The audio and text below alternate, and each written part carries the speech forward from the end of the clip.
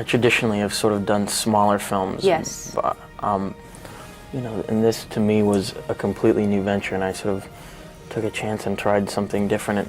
And, you know, it definitely worked out in my opinion, but I've never done anything of this caliber, and it's a lot more to sort of deal with. Not only the sort of endurance you need to stay in character for that long when you're there for over 7 months within the sort of whirlwind of things going on around you.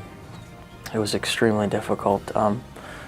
But, you know, my opinion of huge movies like this that have a lot, that are special effects oriented, has always been to stay away from them because they seem to me to sort of lack a lot of content, you know. But I didn't want to discriminate against this because it was such a powerful story and such an important movie.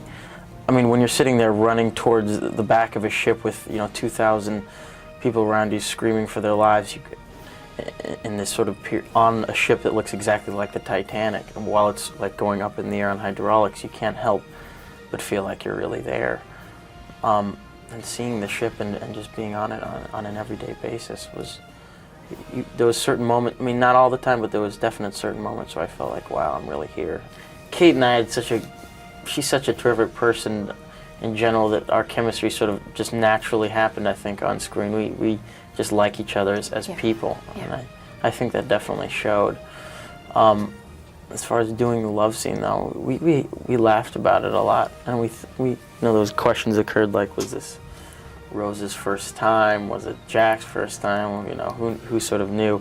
Being that vulnerable, I think, all around as a character was a lot more difficult for me to do. I mean, I'm sort of always played characters that have dealt with, you know, had some sort of demon or some internal struggle, and playing such a guy that was so sort of open-hearted and free-spirited, it was difficult, you know, harder than I thought it would be. That was a funny day, because I think it was like the first day, I think it was our first day of work, if I remember it correctly. The poor girl had to, you know, be completely naked in front of me, you know, in front of the whole sort of crew. Oh boy. And I was like jumping right into it, you know, for her, and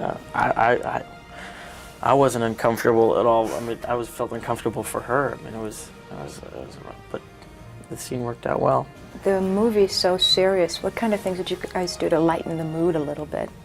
So heavy. I've always sort of been, not necessarily a prankster, but definitely somebody who likes to lighten up the mood on set. I think on most movies I do, just because, you know, nothing that would ever affect, you know, the actual film. Right, right. There's certain limits, but I definitely like to lighten things up because people are so uptight about making movies. It's ridiculous, and if you don't watch out, it'll rub off on you. So I'm good at my imitations of the cast and crew. That's my whole deal. Did you do one of Kate? Did I do one of Kate? No. Don't ask me to either. Oh, the good thing was, one thing that I liked, that I enjoyed doing. You know, much like a coach after any sort of big game, I got to dump a big thing of ice and water on Jim's head in front of everybody after the movie was done, and that was really rewarding because he didn't know who it was. He looked around, trying to search around, and it was me, and I got away scot-free, which was cool. A lot of the talk, though, is that this movie's going to take you to the next level. Superstar Leonardo DiCaprio. How do you feel about all this? I almost look at it as not necessarily a passing thing in my career, but, you know, I understand that, you know, if you want to have a sort of a career with longevity, you know, things go up and down, you become popular, not so popular, popular, not so popular. I mean, I'm experiencing it, and I'm seeing how it is, I'm enjoying it, it's cool, but whatever will, you know, carry me to the next level as an actor so I can continue to do good movies. I mean, the choices I've made have simply been because they've been, you know, the best possible films in front of me, and that's why I've sort of done them, and I haven't sort of, you know, purposely chosen to become sort of widely known. You know, that wasn't my reason.